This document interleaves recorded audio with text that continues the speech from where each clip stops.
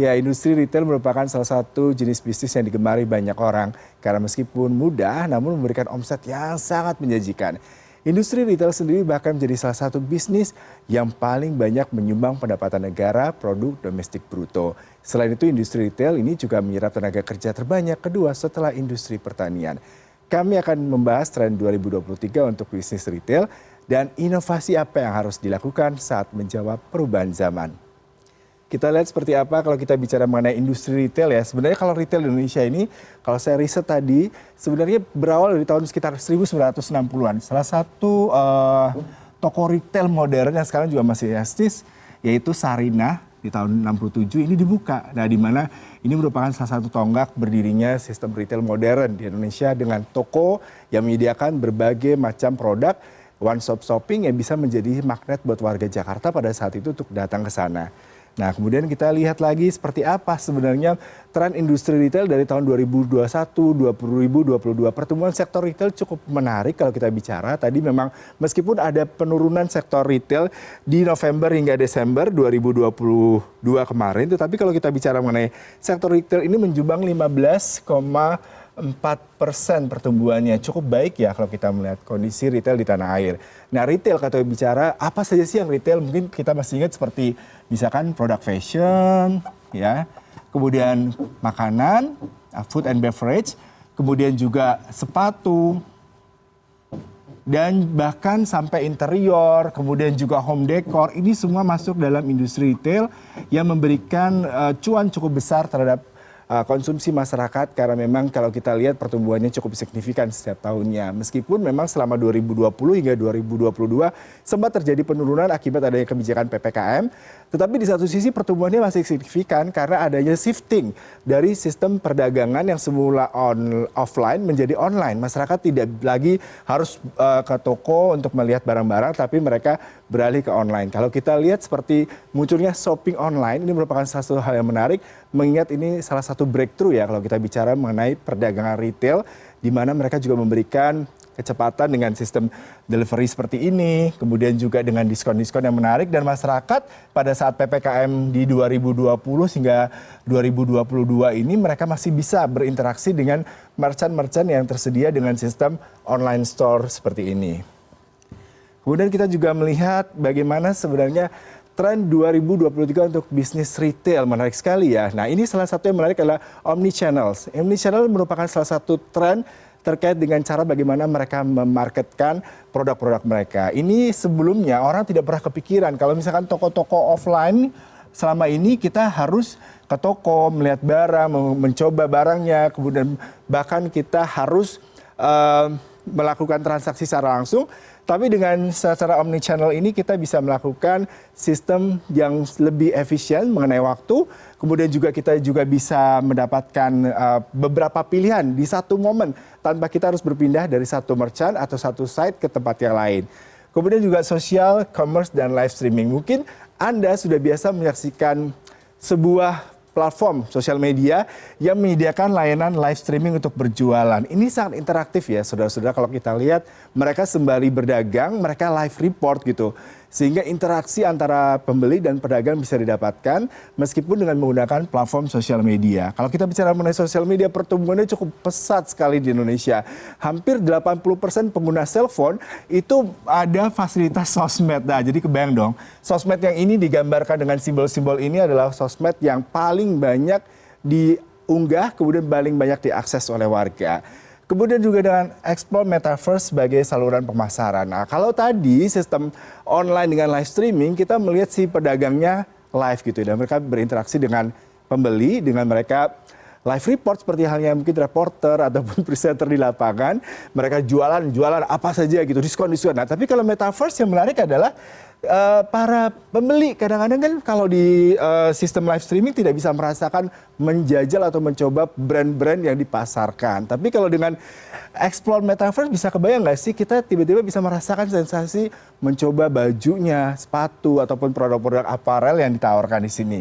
Kemudian juga berkolaborasi untuk mempertahankan supply chain. Ini merupakan salah satu yang penting, mengingat supply chain ini merupakan hal yang paling krusial, mengingat kalau kita bicara mengenai bisnis retail modern, ini sangat disuplai oleh para supply chain ini. Tapi kadang-kadang ketika pandemi kemarin, supply chain-nya terganggu dari distribusi, kemudian juga misalkan cuaca ya, terutama untuk produk-produk yang sifatnya masih sangat konvensional, UMKM. Nah, supply chain ini harus dijaga mengingat mereka adalah salah satu tonggak ataupun kekuatan fondasi daripada sistem bisnis retail. Selanjutnya yang kita bisa bahas lagi adalah strategi pemasaran bisnis retail. Wah, ini ada beberapa di strategi dan pastinya semua sudah digunakan oleh para pebisnis yang menggunakan teknologi. Misalkan menggunakan Google Ads. Kalau zaman dulu mungkin kita mengiklankan itu dengan selebaran kali ya. Kalau misalnya kayak dijual rumah, dijual produk ini, produk itu, kita menempelkan di dinding, di gang, ataupun juga di tiang listrik. Tapi sekarang sudah dengan Google Ads sudah gampang, semua orang bisa akses. Apalagi tadi seperti kayak katakan, semua orang menggunakan smartphone. Kemudian bangun brand awareness melalui media sosial. Penting sekali media sosial ini, karena selama ini kita berpikir media sosial konvensional itu hanya mengkoneksikan antara satu orang dengan orang lain. Tapi sekarang ternyata antara satu orang dengan orang lain itu bisa saling berjualan gitu kan. Mereka tidak lagi berkomunikasi tapi mereka bisa berdagang. Sehingga brand awareness-nya perlu. Kalau Anda melihat pertumbuhan Instagram sendiri sekarang juga cukup masif di mana mereka menggunakan akun Instagram itu sekarang menyediakan untuk akun bisnis. Nah, ini juga TikTok juga, FB juga. Jadi ketika Anda mengakses, Anda punya tujuan untuk apa? Apakah untuk penggunaan sosial media sebagai kebutuhan pribadi berinteraksi dengan teman-teman Anda, ataukah untuk bisnis dan membangun brand awareness? Kemudian juga guerrilla marketing. Nah, guerrilla marketing ini penting ya. Kalau mengatakan kata guerrilla ini kayak kita mungkin perang bergerilya gitu ya. Dimana para pelaku pemasaran salesnya itu harus benar-benar melakukan kegiatan jemput bola dengan para buyers sehingga mereka tidak lagi hanya menunggu meskipun sudah didukung dengan sosial media, dengan advertorial, tapi juga mereka melakukan gerilya satu persatu mendatangi pembeli. Contohnya paling penting kalau kita lihat kemarin Pizza Hut kali ya ketika pandemi ataupun beberapa brand lain yang mereka membuka gerai bahkan di pinggir jalan gitu. Bayangkan selama ini kita nggak kepikir brand-brand food and beverage yang sangat fancy tiba-tiba mereka harus bisa bertahan di era pandemi, mereka kayak membuka counter di pinggir jalan, di counter di depan supermarket, di depan rumah makannya, sebagai bentuk dari marketing gerilya seperti ini. Kemudian juga membuat video marketing. Video marketing mungkin yang paling konvensional ada iklan ya, tapi kalau bicara iklan lumayan mahal, apalagi untuk iklan TVC ataupun juga iklan di sosial media. Tapi mereka dengan menggunakan video marketing, mereka juga bisa mengunggahnya ke media sosial mereka dan mendapatkan brand awareness. Sebuah langkah yang efisien, yang murah, dan juga membuat mereka mendapatkan penetrasi pasar dengan baik. Nah, kalau bicara mengenai bisnis retail di Indonesia tuh banyak sekali ya. Banyak bisnis retail yang kita bisa bicarakan, karena memang bisnis retail Indonesia itu tumbuh dari tahun 60-an secara modern. Kemudian kalau kita bicara mengenai memasarkan produk secara e-commerce mendunia, ini merupakan hal yang penting juga karena sekarang kita bisa juga meningkatkan penjualan kita tidak hanya di sektor dalam negeri tapi juga ke luar negeri. Nah, ini hiburan memberikan promo pada saat Lebaran misalkan, Natal, Tahun Baru, kemudian bahkan Valentine. Tapi yang perlu diingat adalah kita harus lihat brand produk kita. Apakah brand produk kita masih relevan dengan beberapa hari besar dan liburan ini? Dan itu fungsi dari marketing untuk melihat apakah kira-kira memang kita bisa menggunakan strategi marketing seperti ini. Kemudian musim-musim ramai dan buat rencana. Ini penting. Karena kalau misalkan ketika kita tahun ajaran baru, mungkin perusahaan-perusahaan di bidang sektor leisure, hotelier, kemudian juga jasa pariwisata sedikit mengencangkan marketing mereka untuk target sales ya. Karena memang di saat-saat tertentu misalkan tahun ajaran baru mungkin orang tidak akan memikirkan untuk membelanjakan uang mereka untuk membeli tiket. Dibandingkan itu mungkin mereka akan shifting ke lain untuk bayar uang sekolah anak dan lain-lain. Jadi marketingnya harus aware ya.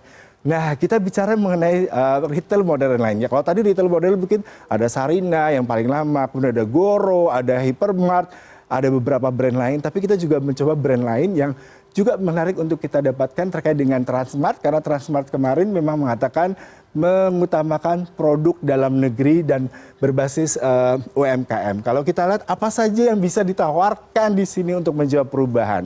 Misalkan dengan tadi baby corner. Selama ini kalau orang berbelanja ke pasar modern ataupun ke supermarket, mereka kebingungan ke keluarga muda.